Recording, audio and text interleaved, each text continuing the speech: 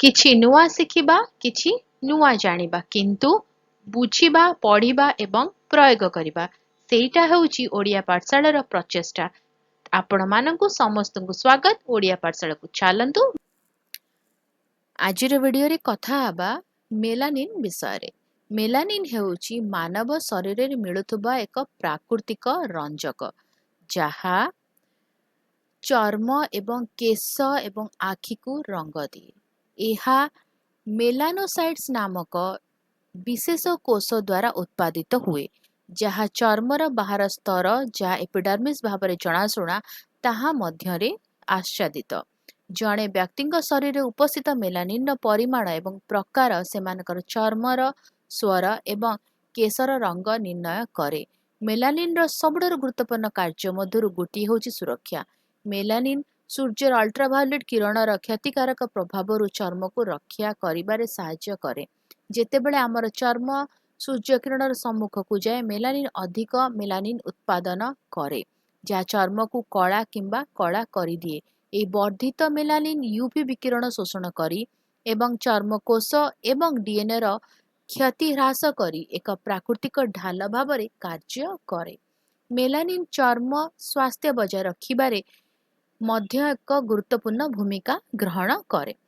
UV କ୍ଷତିରୁ କୋଷଗୁଡ଼ିକୁ ରକ୍ଷା କରି ଏହା ସ୍ୱର୍ଣ୍ଣବର୍ଣ୍ଣ, ଅକାଳ, ବାର୍ଦ୍ଧକ୍ୟ ଏବଂ ଚର୍ମ କର୍କଟ ରୋଗର ଆଶଙ୍କାକୁ ହ୍ରାସ କରେ।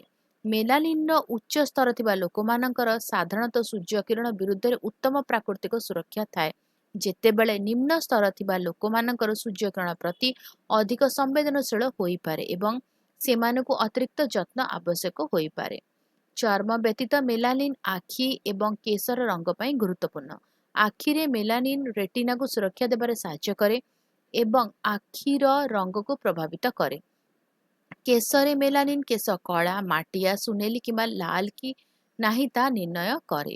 ଲୋକଙ୍କ ବୟସ ବଢ଼ିବା ସହିତ ମେଲାନିନ୍ ଉତ୍ପାଦନ ହ୍ରାସ ପାଏ, ଯାହା ଫଳରେ ଧୂସର କିମ୍ବା ଧଳା କେଶ ହୁଏ। ମେଲାନିନ୍ ବିଭିନ୍ନ ପ୍ରକାରର, ମୁଖ୍ୟତଃ ୟୁ ମେଲାନିନ୍ ଓ ଫିଓମେଲାନିନ୍। ୟୁ ମେଲାନିନ୍ ମାଟିଆ ଏବଂ କଳା ସ୍ଥାୟୀ ପାଇଁ ଦାୟୀ, ଯେତେବେଳେ ଫିଓମେଲାନିନ୍ ଲାଲ ଏବଂ ହଳଦିଆ ଟୋନ୍ ଦିଏ।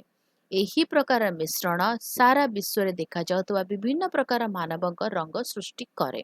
ମେଲାନିନ୍ କେବଳ ରଙ୍ଗର ଏଜେଣ୍ଟ ନୁହେଁ, ଏହା ଏକ ସୁରକ୍ଷାତ୍ମକ ରଞ୍ଜକ, ଯାହା ପରିବେଶଗତ କ୍ଷତିରୁ ଶରୀରକୁ ରକ୍ଷା କରିବାରେ ଏବଂ ସାମଗ୍ରିକ ଚର୍ମ, କେଶ ଏବଂ ଆଖି ସ୍ୱାସ୍ଥ୍ୟ ବଜାୟ ରଖିବାରେ ଗୁରୁତ୍ୱପୂର୍ଣ୍ଣ ଭୂମିକା ଗ୍ରହଣ କରେ।